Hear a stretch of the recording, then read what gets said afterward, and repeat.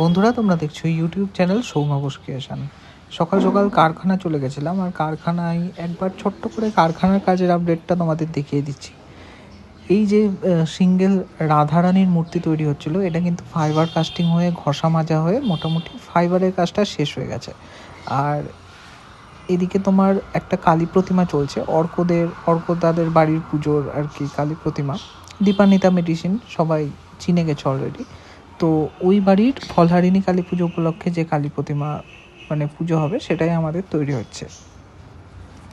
ভাবি কাকা এখানে মাটি তৈরি করে নিচ্ছিল, আর এই যে সিঙ্গেল 10 ইঞ্চির মধ্যে যে কৃষ্ণ মূর্তিটা, সেটা কিন্তু এই ফাইবারের কাস্টিং করে ঘষা মাজা করে ফিনিশ করে নিচ্ছিল আমাদের জয়া কাকা।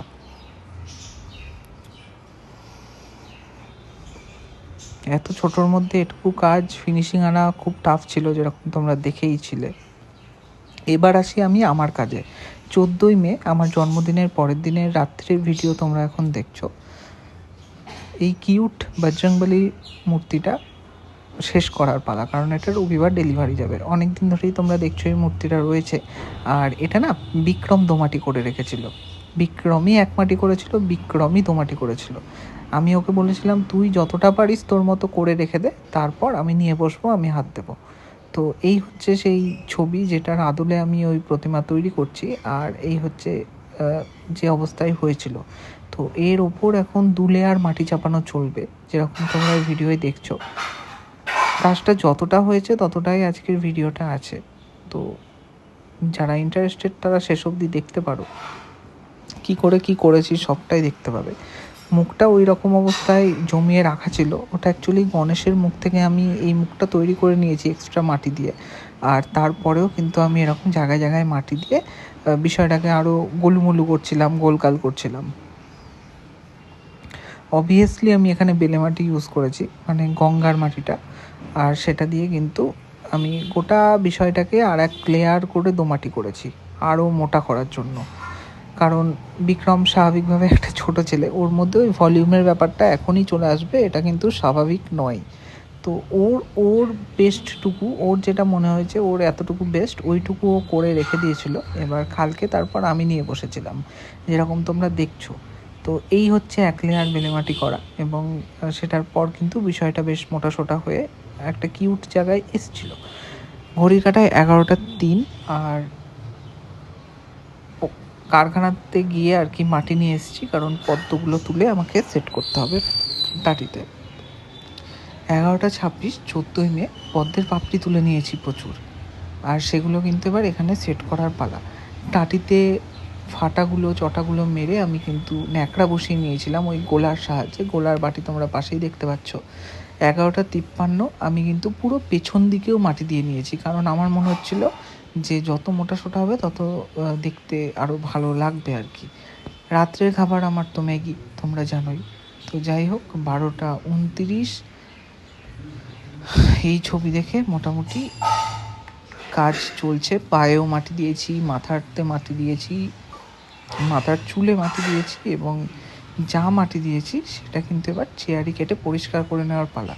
দাঁত চেয়ারি ইউজ করেছি, এবং যে যে জায়গায় মাটিগুলো দিয়েছি সেই যে জায়গাগুলো কিন্তু টেনে মোটামুটি আমি এরকম করে পরিষ্কার করে নিয়েছি, যাতে ওই খ্যাদ্রা ব্যাদ্রা এবড়ো খেবড়ো বিষয়গুলো না থাকে আর কি।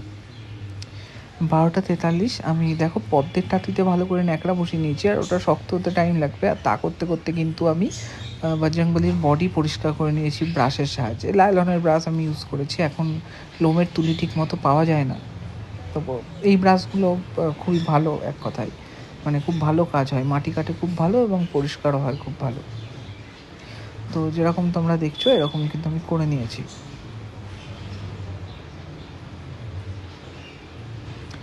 যদিও এটাই ফাইনাল লেয়ার নয়, তোমরা ভিডিওটা শেষ অবধি দেখলেই বুঝতে পারবে, কারণ একভাবে করতে করতে অনেক সময় বোঝা যায় না কোথায় মাটি লাগবে কোথায় না লাগবে। তো আবার খানিকক্ষণ পর যখন তোমরা দেখবে সেটা বোঝা যায় যে এখানটা একটু মাটি দিলে ভালো হয়, যেটা আমার পরে মনে হয়েছে, এবং পরেও মাটি দিয়েছি। এটা তো রাত্রির কাজটুকু তোমরা দেখছো আপাতত। তো ভিডিওটা দেখতে থাকো, আমার কথা বুঝতে পারবে আশা করি। তো চলো এবার পদ্মগুলো লাগিয়ে নেওয়ার পালা। 12টা 55 গোলা দিয়ে আমি সমস্ত পদ্ম কিন্তু লাগিয়ে দিয়েছি। প্রথমে পদ্মের টাইটে ন্যাকড়া মেরে নিয়েছিলাম, এবং তারপর কিন্তু পদ্মের পাপড়িগুলো তুলে ঘোড়ায় ঘোড়ায় গোলা দিয়ে আমি একদম সেট করে বসে ঠেকা দিয়ে রেখেছি, কারণ এটা শক্ত হয়ে গেলে পুরো থেকে যায় আর কি, নাহলে খুলে পড়ার চান্স থাকে ঠেকাটা না দিয়ে রাখলে। তো 1 লেয়ার হবে, শক্ত হবে, তবেই ধরো সেকেন্ড লেয়ারে পালা। তারপর আমি ঘুমিয়ে গেছিলাম, আর সকালবেলায় আবার কারখানা গেলাম। আজকের ভিডিও এটা, এবং এই কালী প্রতিমা ন্যাকড়া মেরে সম্পূর্ণ কমপ্লিট।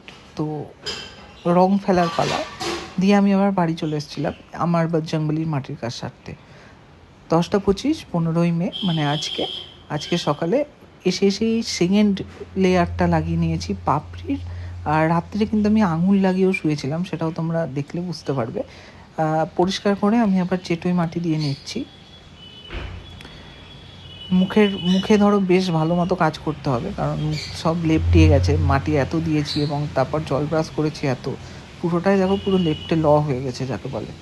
তো এটা কিন্তু আমাকে ফিনিশিং আনতে হবে।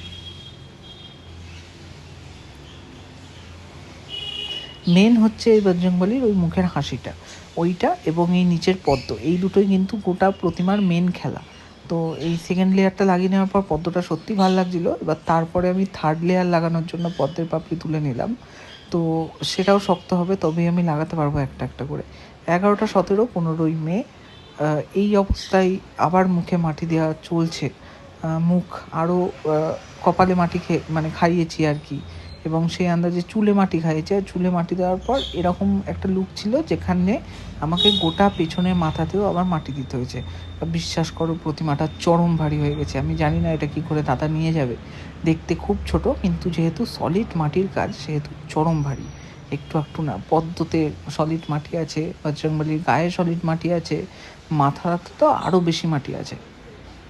পেছনে চুলের একটা লেয়ার দিয়ে রাখলাম যাতে সাপোর্টটা ভালো হয়, কারণ ওই সরু গলার ওপর অত বড় মুখ কিন্তু ভেঙে যাওয়ার চান্স থাকতো। ওই জন্য পেছনে যে চুলের সাপোর্টটা দিলাম ওটা এবার ওই গলার সাথে মুখের যে মেজারমেন্টটা ওটা কিন্তু ধরে থাকবে। ওটা পেছনে শুদ্ধ মাটি দিয়ে দিয়েছি, সাইডে 1 লেয়ার আবার বেলে মাটি ধরিয়েছি, যেরকম দেখছো। মুখটা দেখো কত কিউট লাগছে। পরের পার্ট নিয়ে আসছি খুব তাড়াতাড়ি, ততক্ষণের জন্য সাথে থাকো।